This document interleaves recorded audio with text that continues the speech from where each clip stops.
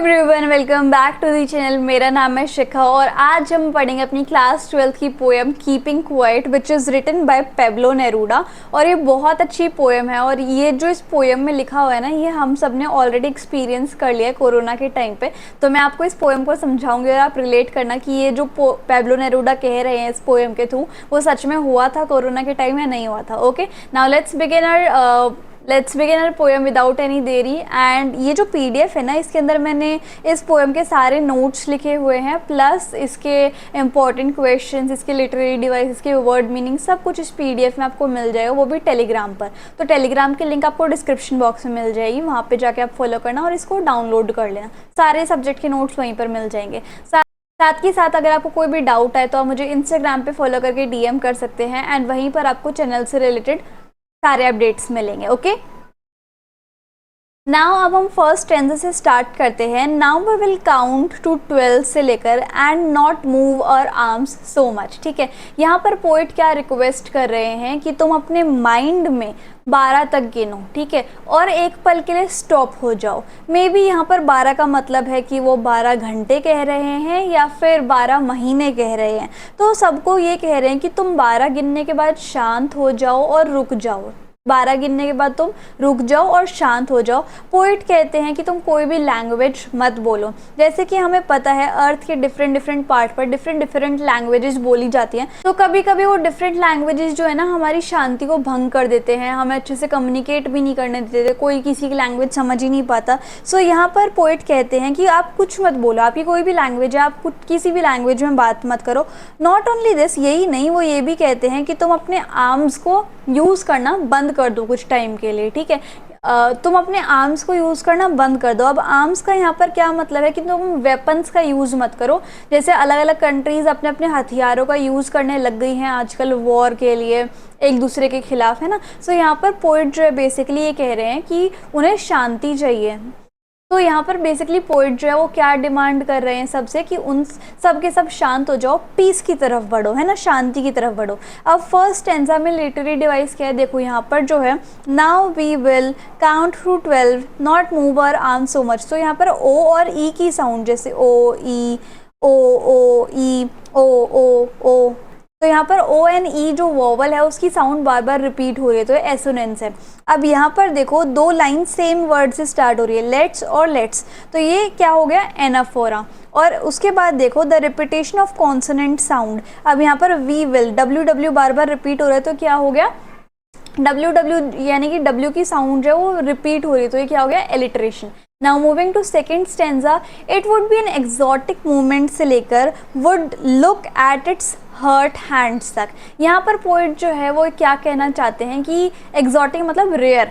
तो यहाँ पर पोइट कहना चाहते हैं कि वो कितनी रेयर सिचुएशन होगी ना जब पूरी दुनिया में इंजन्स काम नहीं कर रहे होंगे। इंजन्स का क्या मतलब है, जितनी भी मशीनगिरी हैं या फिर जितने भी व्हीकल्स हैं वो सारे जो है वो अचानक से स्टॉप हो जाएंगे, हर एक चीज़ जो एकदम शांत हो जाएगी। तो पोइट जो है वो यहाँ पर क्या कहते हैं कि अचानक से जब पूरा वर्ल्ड ऐसी सडन कामनेस को, जब मतलब पूरे वर्ल्ड में कोई भी व्हीकल नहीं चलेगा, सारी मशीन, सारी इंडस्ट्री, सारी फैक्ट्रीज ही रुक जाएंगी, तो कामनेस तो होगी। तो वो कहते हैं वो कितना अलग सा सडन सी स्ट्रेंज सी सिचुएशन होगी जब वर्ल्ड अचानक से ऐसी अलग सी शांति को एक्सपीरियंस करेगा। लोग जो है मटेरियल थिंग्स को पाने के लिए रश में नहीं होंगे, भाग दौड़ में नहीं होंगे। मटेरियल थिंग्स मतलब कि जैसे कि जो हमारी सेटिस्फैक्शन को पूरी करे, in the sense like car, in the sense like house, इस तरीके से, ठीक है, मटेरियल थिंग्स।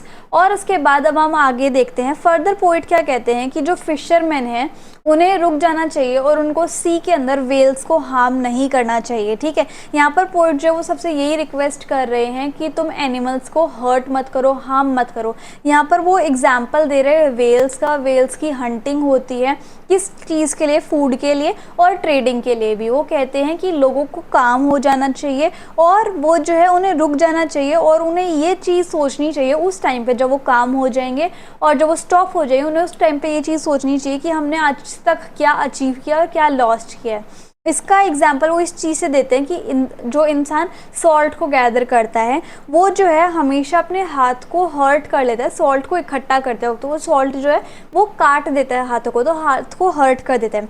तो इसलिए वो कहते हैं कि कुछ टाइम के लिए रुक जाओ और तुम ये देखो कि तुमने क्या अचीवमेंट्स किए हैं और तुमने उन अचीवमेंट्स को और उन मटेरियलिस्टिक थिंग्स को पाने के लिए क्या क्या आज तक खोया है। ठीक है, यहाँ पर लिटरेरी डिवाइस देखो, वी वुड में WW साउंड रिपीट हो रही है, सडन स्ट्रेंजनेस में SS साउंड रिपीट हो रही है, हिज हर्ट हैंड्स में H साउंड रिपीट हो रही है, तो ये एलिट्रेशन है। थर्ड स्टेंजा की तरफ बढ़ते हैं।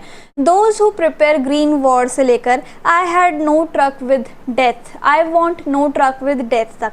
यहाँ पर पोइट कहते हैं कि तुम वो सारी एक्टिविटीज़ को रोक दो, स्टॉप कर दो जिससे कि हमारे इन्वायरमेंट को डैमेज हो रहा है। यहाँ पर जो है सारे इंसान सिर्फ मनी को बनाने के लिए, सिर्फ मनी को पाने के लिए हमारे इन्वायरमेंट को डैमेज कर रहे हैं कुछ एक्टिविटीज़ करके, जैसे माइनिंग हो गया, डिफॉरेस्टेशन हो गया, केमिकल वेस्ट को रिवर में डालना हो गया, पॉल्यूशन एक्सेट्रा एक्सेट्रा। ठीक है, यहाँ पर पोइट कहते हैं कि तुम ऐसा मत करो। ही ऑल्सो रिक्वेस्ट पीपल, वो ये भी रिक्वेस्ट करते हैं कि लोगों को वॉर के अंदर इन्वॉल्व नहीं होना चाहिए, युद्ध के अंदर इन्वॉल्व नहीं होना चाहिए, क्योंकि ऐसी जीत का कोई फ़ायदा ही नहीं है जिसकी जब कोई बचेगा ही नहीं, जिसकी लाइफ ही नहीं बचेगी। ठीक है, ही सेज सो बिकॉज वो इसलिए ऐसा कहते हैं क्योंकि वॉर से ही इन्वायरमेंट डैमेज होता है और अर्थ के ऊपर कोई लाइफ जो है वो बचती नहीं है। वो ये कहते हैं कि हमें जो है नई अप्रोच बनानी चाहिए लाइफ के लिए और मैनकाइंड के लिए, है ना। वो ये कहते हैं कि हमें अपने दुश्मनों को भी ब्रदर्स की तरह ट्रीट करना चाहिए और पूरे वर्ल्ड में शांति और एकता को प्रमोट करना चाहिए। यहाँ पर लिटरेरी डिवाइस देखो, वॉर्स विद में W साउंड रिपीट हो रही है, क्लीन क्लोथ्स में C साउंड रिपीट हो रही है, तो ये क्या हो गया, एलिट्रेशन। अब नेक्स्ट देखो, vowel, victory, no, survivors, would, on, clothes, about, brothers. यहाँ पर ओ, इस लाइन में ओ वर्ड जो ओ वोवल जो बार बार रिपीट हो रहा है तो ये एसोनेंस हो गया, और जो वॉर वर्ड है वो बार बार रिपीट हो रहा है तो ये रिपीटेशन हो गया। फोर्थ स्टैंजा की तरफ बढ़ते हैं। If we were not so single minded से लेकर end of threatening ourself with death. यहाँ पर पोइट जो है ये क्लैरिफाई करना चाहते हैं अपने रीडर्स को कि वो तो हमें स्टॉप कर रहे हैं, इसका मतलब ये नहीं कि तुम कुछ भी मत करो, वो ये नहीं कहना चाहते कि तुम एक नॉन एक्टिव पर्सन बन जाओ। नॉन एक्टिव पर्सन मतलब कि जो खाली बैठा रहता है और कुछ नहीं करता। स्टॉप का ये मतलब है कि तुम अपनी करनी को देखो। ठीक है, तुमने आज तक क्या क्या किया है, क्या क्या अचीव किया है, उस अचीवमेंट को हासिल करने के लिए क्या क्या खोया है। पोइट जो है ये नहीं चाहते कि लोग बाग मरे और अपनी ग्रीड के लिए, अपनी मनी पाने के लिए लोगों को मारे, इन्वायरमेंट को डैमेज करे, टेरिटरीज के एक्सपेंशन के लिए वॉर करें। उसके बाद वो कहते हैं कि लोग जो है अपने टास्क को अचीव करने के लिए लगे रहते हैं कि अब हमें ये पाना है, अब हमें वो पाना है, ये भी नहीं देखते कि उसका रिजल्ट क्या होगा। फियर ऑफ डेथ के लिए कि डेथ होने से पहले हमसे ये भी अचीव कर ले, वो भी अचीव कर ले, उस चीज़ में वो लगे रहते हैं। तो वो सबसे यही रिक्वेस्ट करते कि एक पल के लिए रुको और ये देखो, उस चीज़ को तुम सेलिब्रेट करो कि तुमने आज तक कितना कुछ अचीव किया है ना। यहाँ पर सभी लोग ऐसी लाइफ जी रहे हैं, कि एक चीज़ मिल गई तो दूसरी चीज़ की तरफ भागो, दूसरी चीज़ मिल गई तो तीसरी चीज़ की तरफ भागो।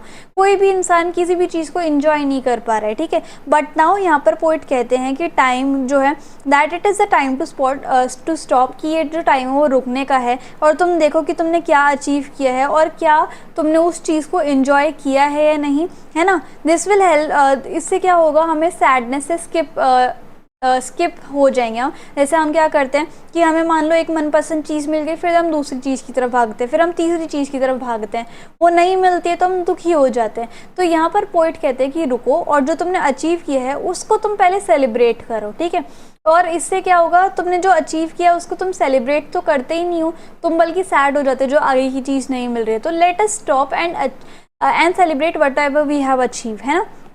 The sadness of not enjoying what we have achieved and the greed to achieve what is next in the list to be achieved। तो बेसिकली हमें क्या होता है कि जो चीज़ें हमने अचीव कर ली हैं उसको तो हम इंजॉय नहीं करते हैं। ठीक है, और जो हमने लालच में अगली सोची हुई है कि अगली चीज़ हमें चाहिए ही चाहिए उसको, और वो नहीं मिलती तो हम सैड हो जाते हैं। ठीक है, तो basically he is saying what ever you have achieved, be happy in this. उसके बाद लिटरेरी डिवाइस देखो, इसका एलिट्रेशन यहाँ पर यूज़ हो रही है, वी वर्ड में डब्ल्यू साउंड, सो सिंगल में एस साउंड, और फिर यहाँ पर जो है वो एलिट्रेशन हो गया। एंजेबमेंट क्या होता है, जब हमारी लाइंस जो हैं विदाउट फुल स्टॉप कंटिन्यू हो रही हैं बार बार, ठीक है। And for once could perhaps a huge silence of threatening herself with death, ये बहुत लंबी सी लाइन है, विदाउट फुल स्टॉप, तो ये एंजेबमेंट है। अब फिर स्टेंजा की तरफ बढ़ते हैं। Perhaps the earth can teach से लेकर now you keep quiet I will go तक। तो यहाँ पर पोइट जो है ह्यूमन बींग्स को सजेस्ट करते हैं अर्थ का एग्जाम्पल देके, अर्थ से लेसन देके, कि जैसे विंटर्स होता है तो सब कुछ फ्रीज हो जाता है, सब कुछ लाइफलेस हो जाता है, लेकिन जैसे ही सीज़न चेंज होके स्प्रिंग आ जाता है तो नेचर में हर चीज़ प्रेजेंट हो जाती है, ट्रीज़ भी आ जाते हैं, बर्ड्स भी चहचहाने लग जाती हैं, रिवर भी आ जाती है और सभी को लाइफ मिल जाती है। तो यहाँ पर पोइट जो है नेचर का एग्जाम्पल देके कहते हैं कि सारे ह्यूमन बींग्स को रुक जाना चाहिए और उन्हें अपनी डीड्स को, उन्हें अपनी करनी को जज करना चाहिए, है ना। हम अगर चाहें तो अपनी लाइफ को अच्छा बना सकते हैं, हार्मनी ला सकते हैं, कामनेस ला सकते हैं, पीस ला सकते हैं। और फाइनली वो एंड करते हैं इस पोएम को क्या कह के कि he will count up to 12, वो जो है 12 तक गिनेंगे और शायद सबके सब चुप हो जाएं। यहाँ पर क्वाइट का मतलब है कि अपने आप को शांत रखो, काम रखो और उसके बाद हार्मनी एंड पीस के रास्ते पे चलो, ठीक है। आफ्टर सेइंग दिस, ये कहने के बाद वो कहते हैं आई विल गो। सो वो ये मैसेज कन्वे करना चाहते हैं कि अब मैं लोगों को अकेला छोड़ना चाहता हूँ और ये उन्हें सोचने देना चाहता हूँ कि मैंने इस पोएम के थ्रू जो भी मैसेज दिया है तो वो उस रास्ते की तरफ काम करे, वो पीस की डायरेक्शन की तरफ काम करे। तो इस तरीके से हमारी जो पोएम है फाइनली ख़त्म होती है। टेलीग्राम एंड इंस्टाग्राम पे ज़रूर फॉलो कर लेना। So if you like the video and the explanation then please you like, share, comment and subscribe the channel. Thank you so much.